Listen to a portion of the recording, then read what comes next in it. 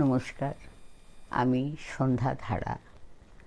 আমার চ্যানেল সত্যের জয়তে আমার প্রিয় কবি, সাহিত্যিক, গুণীজন প্রত্যেকের কাছে আমার শুভকামনা, অভিনন্দন জানিয়ে আমার নিবেদনে স্বরচিত কবিতা বাঁচাও পৃথিবী। সূর্যি মামা, তুমি সবার মামা, আমরা তোমার ভাগ্নি। বন্ধ করো স্নেহের টানে তোমার ওই জ্বলন্ত অগ্নি। প্রশমিত করো তোমার ওই অগ্নিবাণ। বাঁচাও আমাদের সবার প্রাণ।